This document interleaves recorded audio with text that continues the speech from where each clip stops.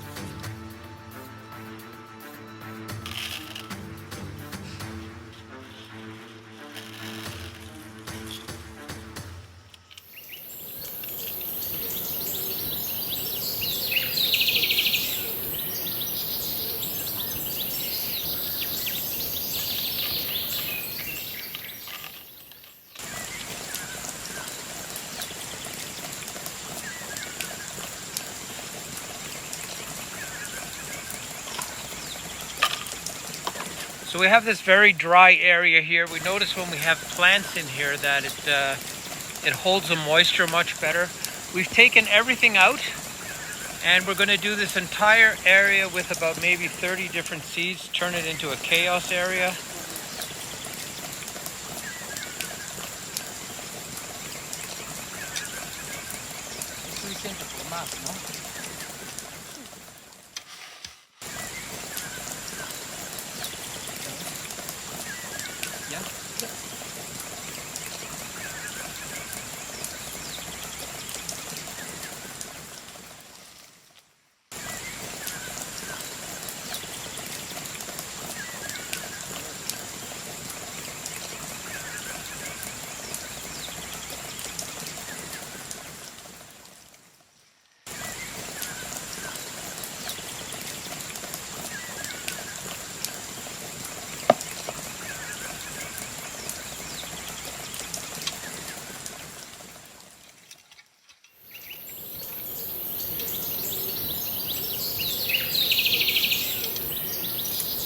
That'll make a big difference here to retain the moisture. We're trying to get all the rocks out. It's a very rocky material.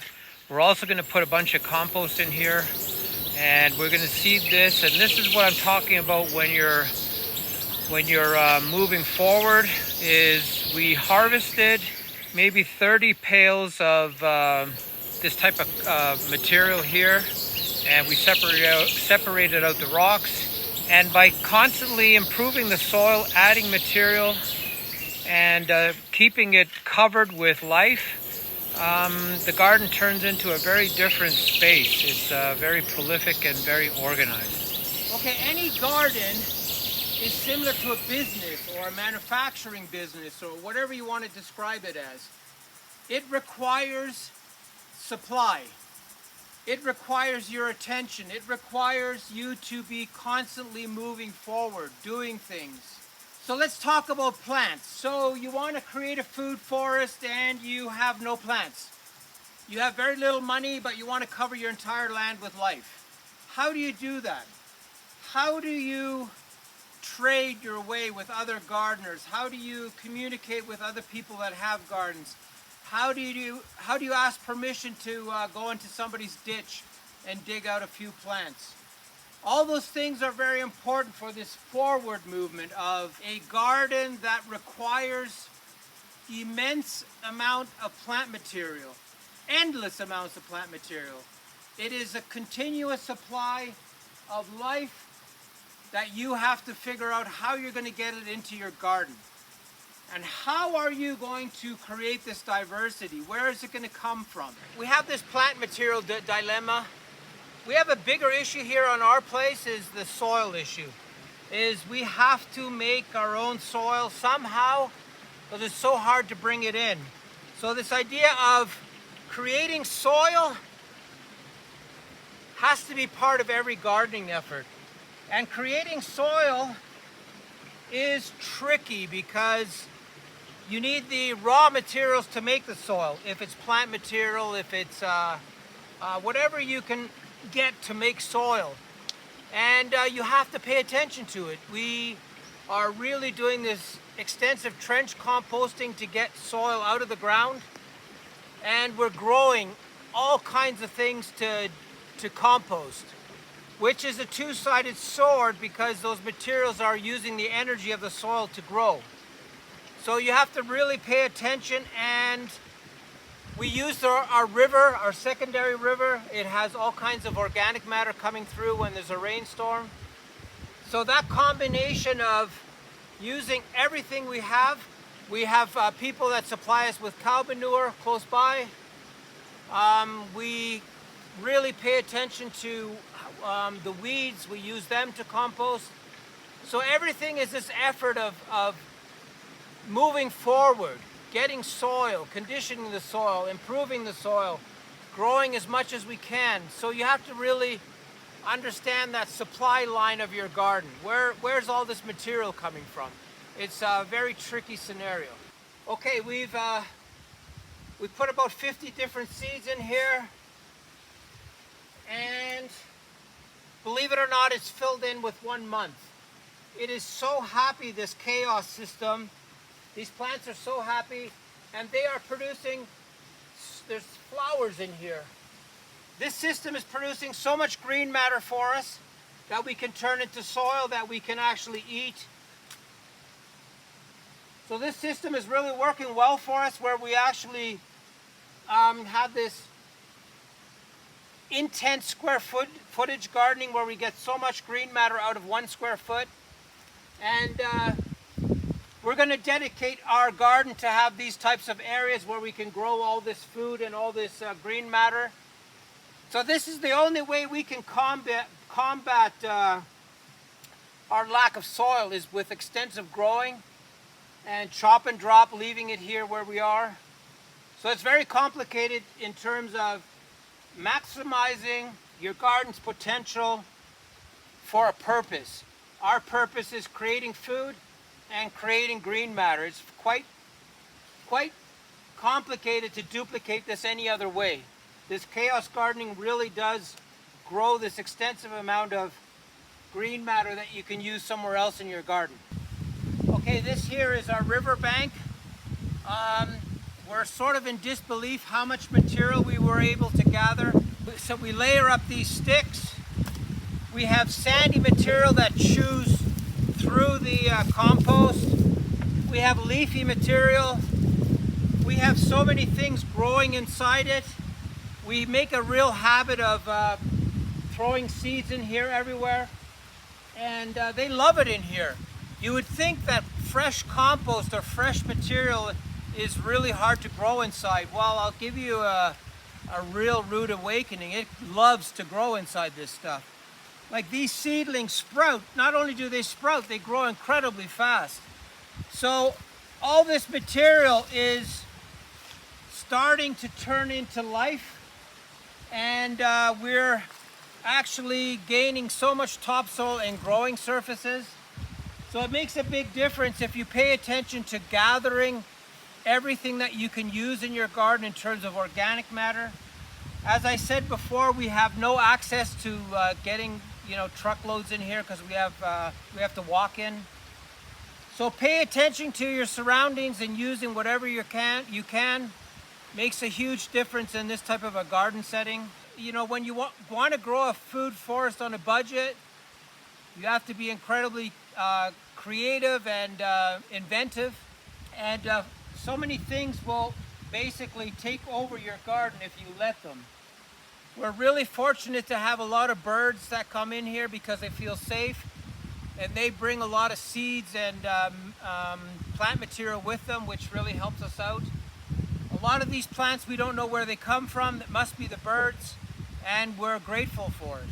Yeah, moisture, watering, getting your plants the sufficient amount of humidity and water is about location selection. So we understood this location had this secondary river.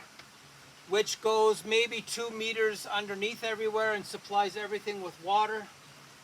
If you do your hunt for a food forest piece of land, it's probably getting incredibly hard now, but you can find these gems that have this source of water. And there's mud coming through here, there's leaves coming through here.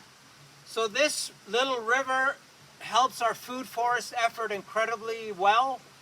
And it is allowing us to grow very vigorously and very prolific.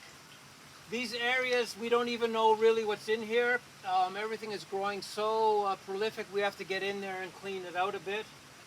But other than that, this self-maintaining aspect of a food forest is what makes food forests very attractive. If you set it up properly, they can almost maintain themselves in terms of creating food for you and being prolific in many ways. Okay. Yeah.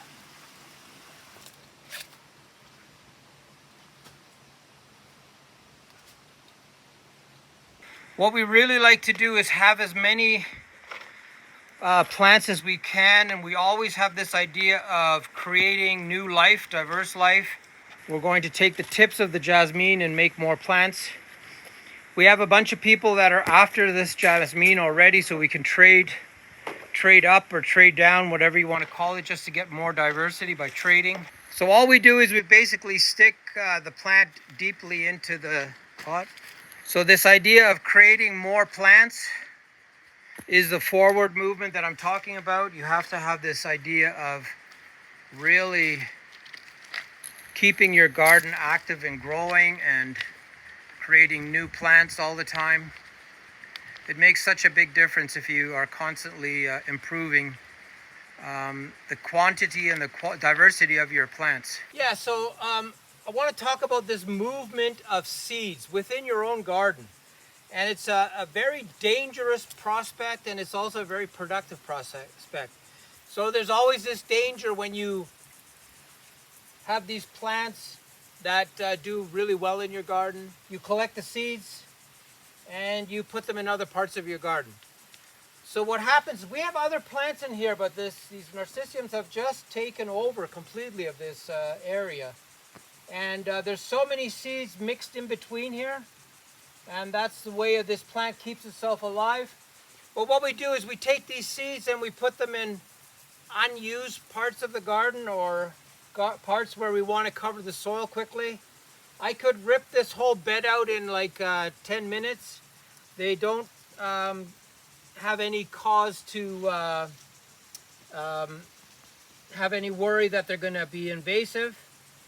But this idea of moving the seeds around in your garden, it has to have a purpose, because that purpose has to also have that forward movement. By putting these nasturtiums down below, we have covered the earth. We have created a new habitat for lizards to live inside.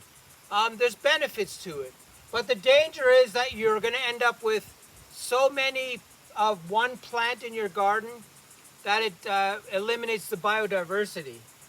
So be cautious about moving the same plants throughout your whole garden.